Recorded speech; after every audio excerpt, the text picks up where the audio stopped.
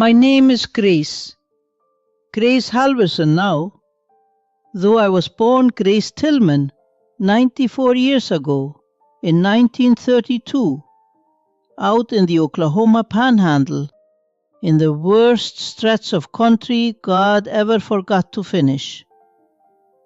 I came into this world right at the start of the dust. Some of you have read about it in books. I lived it. I remember the black blizzards rolling in off the fields like the end of the world, the sky going brown at noon, my mother hanging wet sheets over the windows and it not doing one bit of good, the dust getting in the milk, in the bread, in your teeth when you try to sleep. That's the country that made me. You don't come out of a place like that soft. I want to tell you today about how I got married, because I did not meet my husband at a dance or at church or through anybody who knew us both. I answered an advertisement in a farm paper. A man 500 miles away put a few lines in the matrimonial column looking for a wife, and I answered it. And a few months later, I got on a train with everything I owned in one cardboard suitcase, and I rode off to marry a total stranger. 18 years old, I had never once laid eyes on him. And I'm going to tell you the whole truth of it today. The parts I've never told anybody, because I'm 94 and the truth is about all I've got left worth giving away. I'll tell you what I was really running from, because it wasn't just poverty, though the Lord knows there was plenty of that. I'll tell you what was standing on that train platform waiting for me when I stepped off, which was not one bit what I expected. And I'll tell you about the secret I sewed into the lining of my coat that morning and carried for years, and what my husband knew about it the whole time and never once let on. Stay with me. That last part still gets me, even now. Let me tell you why a girl marries a man she's never met. By the time I was 17, there was nothing left for me where I was. The dust had broken my daddy in his body and in his spirit both, and he'd passed. And my mama not long after him, worn clean out. The farm was gone to the bank. My brothers had scattered west looking for work, and I hadn't heard from 2 of them in over a year. I was a girl alone with no people, no money, no prospects, and one good dress, in a part of the country that had nothing to offer a girl like me but more of the same nothing. I was hungry. I want you to understand that plain. I was hungry the way that gets into your bones and changes how you think. So when I saw that advertisement in the farm paper somebody had left at the feed store, I read it maybe 40 times. A wheat farmer up in Montana. He wrote just a few honest lines. Said he was not a young man and not much to look at. Said his place was hard and the winters long. Said he could offer a woman a roof and food enough, and that he would be kind to her and never raise his voice. That was the line that caught me. I will never raise my voice to you. A man who thought to promise that must have known why it needed promising. I wrote him back, and here is my first confession. I lied. Not big lies, but I made myself out sunnier than I was. I wrote like a cheerful, capable, unbroken farm girl, full of spirit, when the truth was I was a grieving, frightened, half-starved thing who'd forgotten how to smile. I sold him a grace that didn't quite exist, because I was desperate, and desperate people learn to be whoever they need to be. And here's the deeper confession, the one I'm more ashamed of. I never meant to stay. The morning I left, I took what little money I had in this world, a few dollars in coins, everything, and I sewed it into the hem of my coat with my mother's needle. And I made myself a promise. I told myself, Grace, you are not marrying this man. You are getting yourself out of here and getting yourself fed.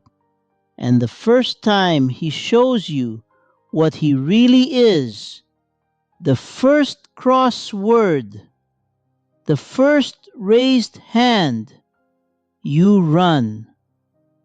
You take your coat with the money in the hem, and you get to the next town and you go. I married that man with one foot already out the door and an escape sewn into my clothes.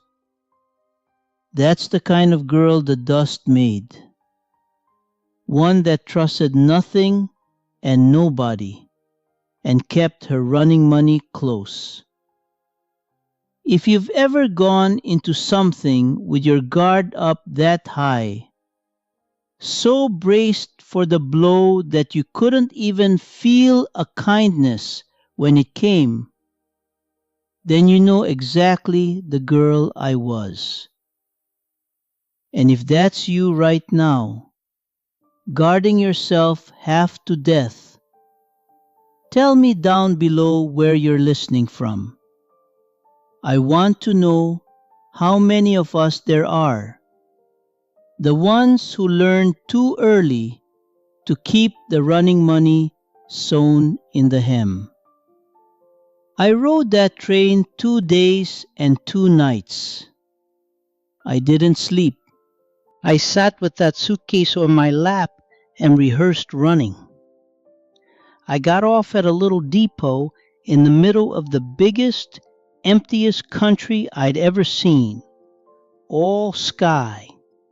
And I stood on that platform in my coat with the coins in it, and I looked for the man I'd built up in my mind, some hard-faced rancher who'd look me over like livestock. That is not who was waiting. There was a man standing back by the depot wall, older than I'd let myself picture, gray already, with a sunburned neck and his good hat in his hands, turning it round and round. Emmett. And he was so nervous he could hardly get a word out. And in his 2 hands, along with that hat, he was holding a bunch of wildflowers he'd picked himself, prairie flowers already going limp in the heat, held so careful like they were the finest thing in the store. And half hid behind his leg, there was a little boy. A little boy, maybe 5 years old, peeking out at me with big eyes. He hadn't said one word about a child in his letters, not one. And I understood in a flash why. He'd been too afraid. A widower with a motherless boy, he must have figured no girl would come all that way to be handed somebody else's grief to raise. So he'd left it out. And he'd stood on that platform, terrified. I turned right around and get back on the train when I saw the boy. And do you know the first thing that man ever said to me? He didn't say I was pretty. He didn't ask, could I cook or keep a house?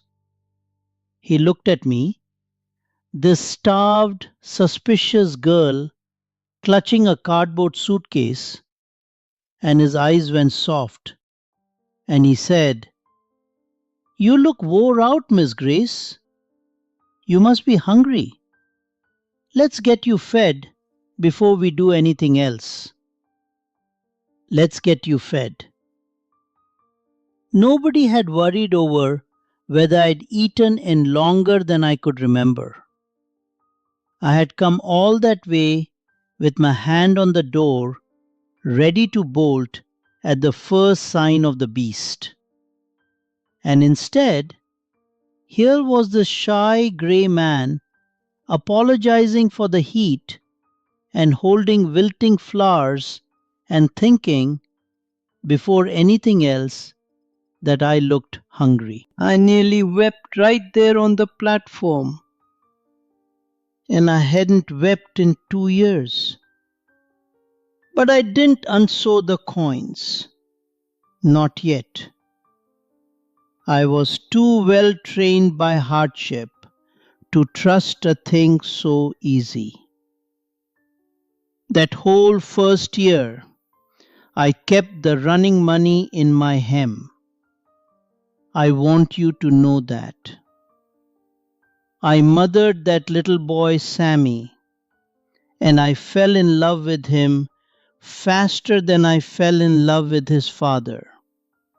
The way he'd slip his little hand in mine, the way he started calling me Ma about 4 months in, and I had to leave the room so he wouldn't see my face. I cooked and I canned and I learned the wheat and the long Montana winters. And the whole time, some hard, scared part of me kept that coat with the coins ready, kept waiting for Emmett to turn into the beast I'd been raised to expect. He never did. He never raised his voice, not once in 56 years, just like he promised a stranger in a newspaper. And somewhere late in that first winter, I sat by the stove one night and I took out my mother's needle and I unpicked the hem of my coat and I took out the coins and I put them in the jar on the shelf with the egg money. And that was me deciding to stay. That was the most important thing I ever did, and nobody in the world knew I'd done it. I never told a soul I'd come planning to run. Except here is the part that undoes me. Here is what I learned near 40 years later. We were old by then, Emmett and me, sitting on the porch one evening, and we got to talking about that first day, the way you do. And he said, real quiet, "You know, Grace, I felt those coins in your coat. That first day, when I hung it up by the door, I felt the weight of them sewn in the hem. and I knew what they were. I knew you'd come, ready to leave. 40 years, and I never knew he knew. He'd felt my running money the very first day, understood exactly what it meant. That this girl he'd sent for didn't trust him as far as she could throw him, and had one foot out the door. And he never said a word. He didn't confront me, didn't get his feelings hurt, didn't try to talk me into staying. He just hung up my coat, gentle, and set about being kind to me, day after day, and let me keep my escape right where I needed it, and waited. He let me stay guarded as long as I needed to stay guarded, and he loved me through every bit of it. And he never asked me to be braver than I was able to be that year. He just quietly made a home so safe that one winter night I disarmed myself, all on my own. That is the whole of what I know about love, 94 years in. It is not the thing they advertise. It's not the thing in the pretty letters. Love is the man who feels the running money sewn in your coat and hangs it up gentle and never says a word. Who lets you keep one foot out the door as long as you need to, and just goes on being a safe place until the day you choose, all by yourself, to take the coins out of the hymn. So if there's somebody in your life right now who's guarded, who's braced, who came to you out of some hard country you can't see, you be Emmett. Don't you go grabbing at them or demanding they trust you before they're able. You just make it safe and you wait. Some of us were made by the dust. It takes us a while to believe the storm's really over.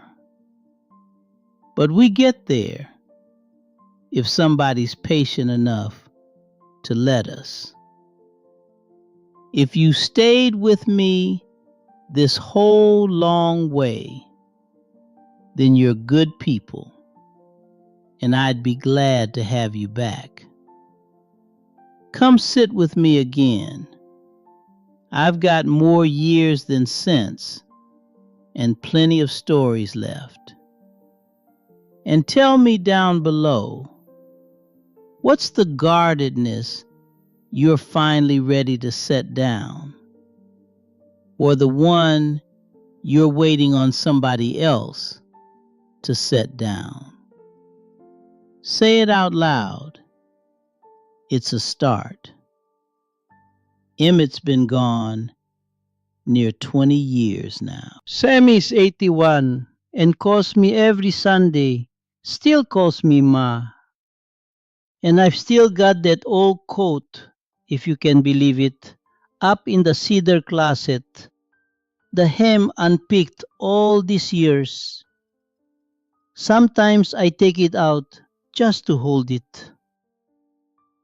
One cardboard suitcase and a coat full of running money. That's all I came with. And I stayed 56 years. My name is Grace Halvorsen, and I married a stranger from a newspaper, and he turned out to be the safest place I ever stood.